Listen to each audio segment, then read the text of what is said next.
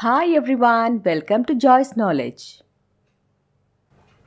In this video, we are going to talk about an interesting and an important topic, stress management. What is stress? It is a condition of strain on one's emotions, thoughts process and physical condition. It is a feeling of emotional or physical tension. It can come from any event or thought that makes you feel frustrated, angry, or nervous. It is our body's reaction to a challenge or demand. While stress is often thought of as negative, it can be positive as well. Stress is categorized into two types. The first one is distress and the second one is eustress. The distress is the negative stress that causes feelings of worry, fear, or anxiety and is caused by negative experiences. Eustress is the positive stress which can promote feelings of energy, focus, excitement, or fulfillment and are caused by positive experiences.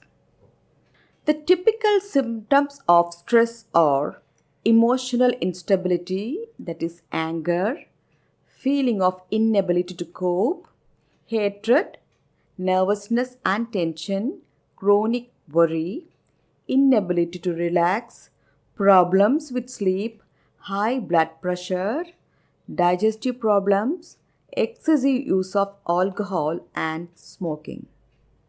Basic forms of stress. Stress may occur in two forms. They are frustration and anxiety.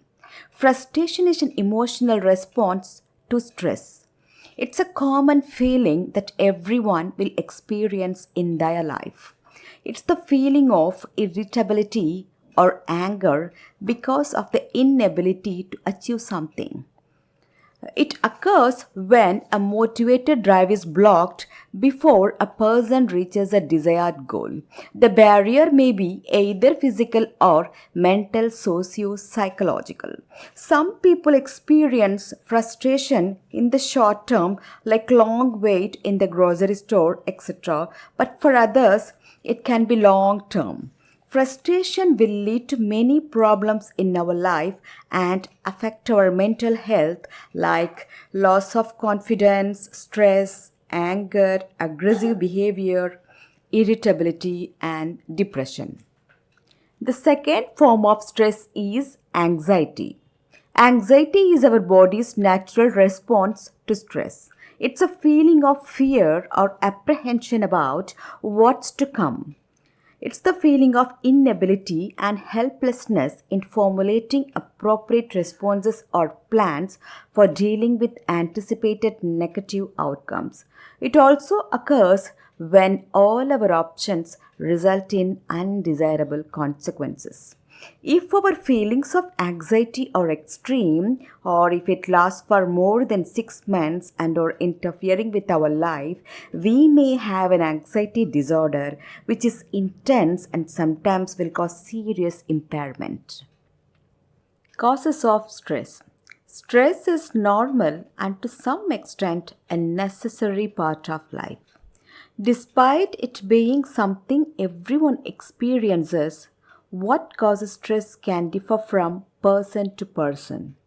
Everyone has different stress triggers. It may be either internal or external.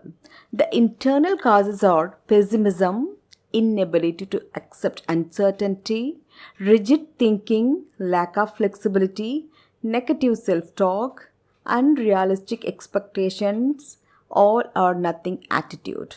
The external causes may be major life changes, work or school, relationship difficulties, financial problems, being too busy, children, and family. What are the consequences of stress? A little stress every now and then is not something to be concerned about, but ongoing chronic stress can cause many serious health problems, including physiological and psychological health problems. Physiological symptoms are the bodily reactions that occur when you feel anxious or under display and may be apparent to other people. The stress is one of the main symptoms of physiological problems which makes irritability, insomnia, alcohol and food abuse. Physical changes include rapid breathing and heartbeat tensed muscles. Prolonged stress can cause muscular twitches, skin problems, baldness, and sexual problems such as impotence. Anxiety is another symptom of physiological health problem which makes excessive worry, anger, nervousness as well as inability to concentrate or sleep. Physical changes include palpitations, chest pain, and dizziness. And depression is another symptom of physiological health problem which makes feeling of sadness, hopelessness, guilt, worthlessness, loss of interest in activities and suicidal thoughts.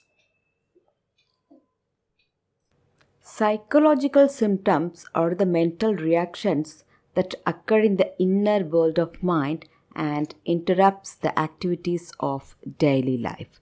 Psychologically, we'll get emotional stress, cognitive stress, perceptual stress, and social stress.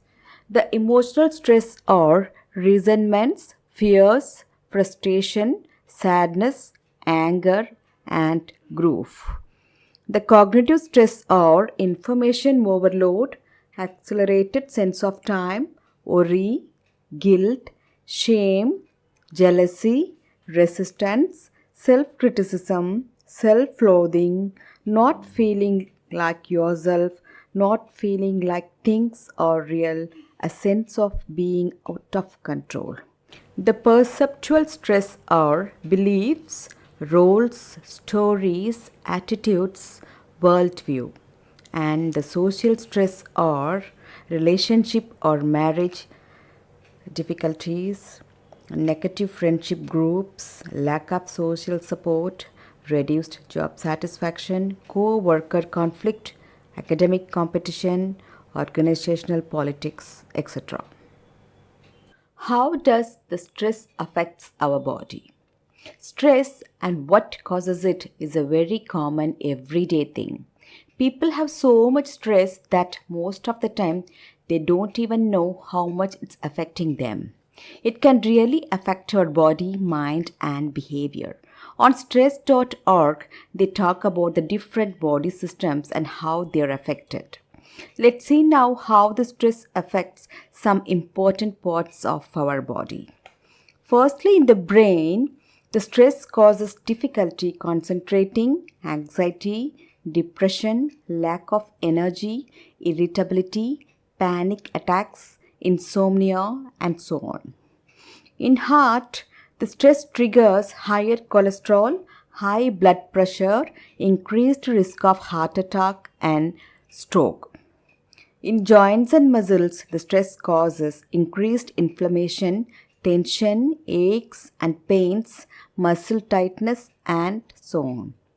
In skin, the stress increases hair loss, dry skin, dull or brittle hair, brittle nails, delayed tissue repair. In stomach, peptic ulcer disease, food allergies, stomach cramps, reflux, nausea, vomiting, and weight fluctuations are caused by stress. In intestines, the stress causes diarrhea, constipation, bowel diseases, diabetes, and more. In pancreas, the stress causes elevated secretions of insulin. If chronic, it will lead to the diabetes, damaged arteries, obesity, and so on. In case of reproductive system, the stress causes decreased hormone production, decrease in libido, fertility problems, and so on. What are the coping strategies for stress? Stress sometimes gets the better of us. Coping strategies can help you keep a positive self-image. Some common coping strategies are: the first one is the exercise. Exercise is one of the best ways to reduce stress.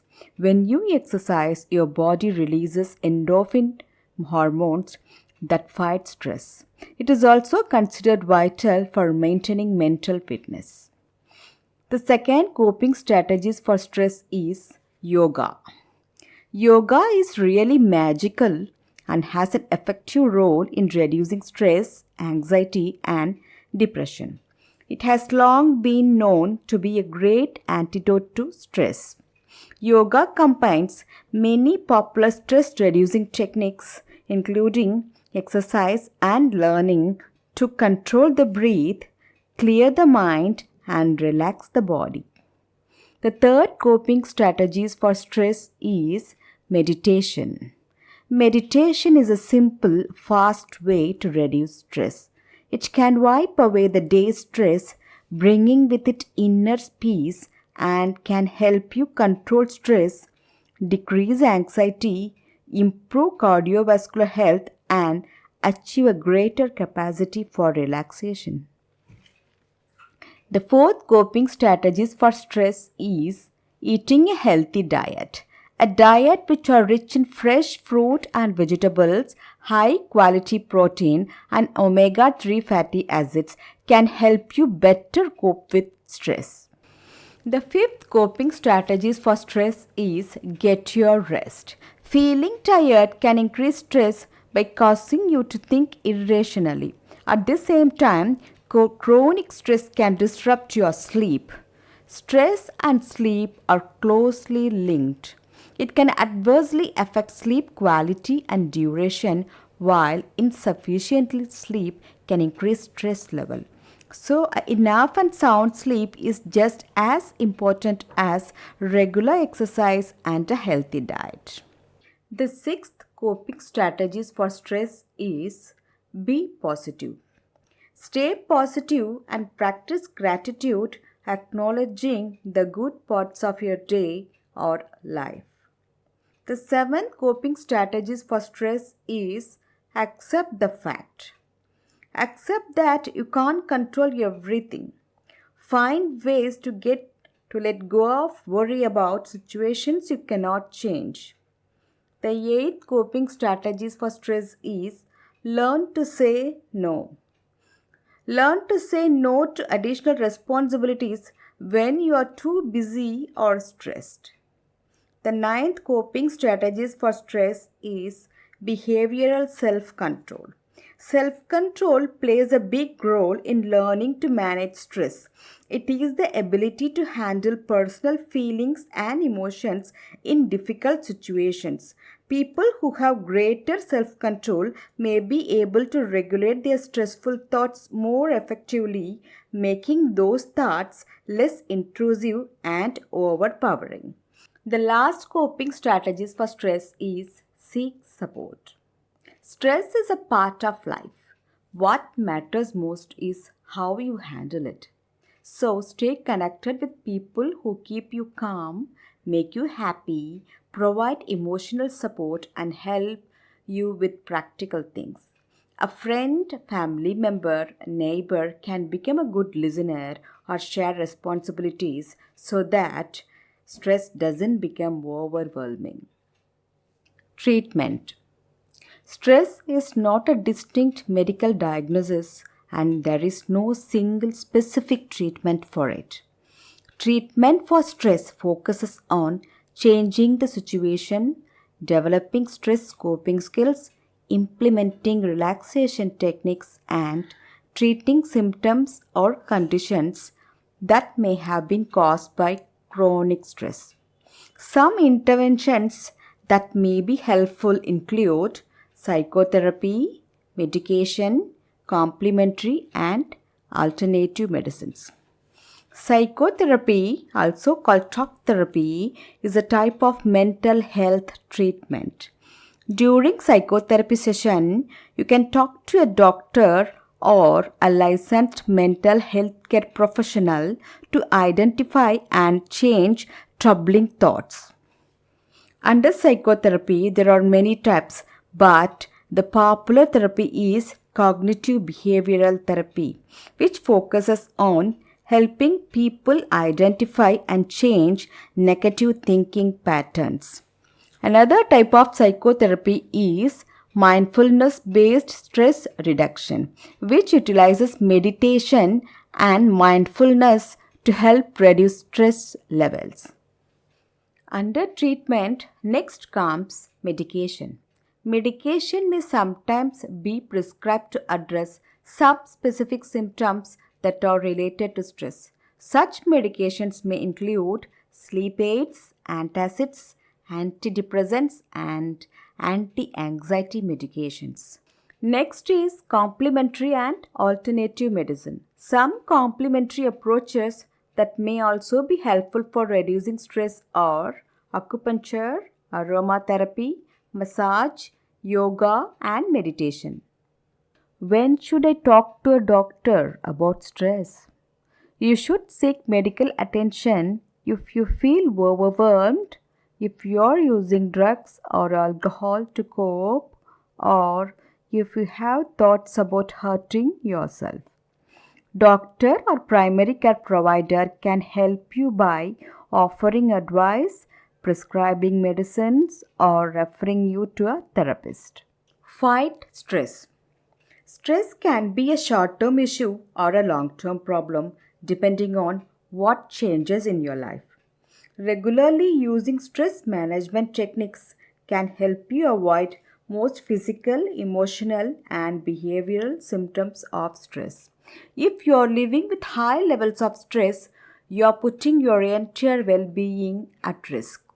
It may seem like there's nothing you can do about stress, but you have a lot more control than you might think.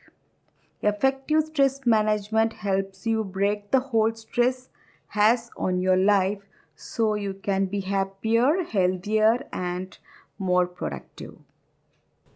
Hope you guys found this video useful. Please like, share, comment, and don't forget to subscribe my channel. Thanks for watching.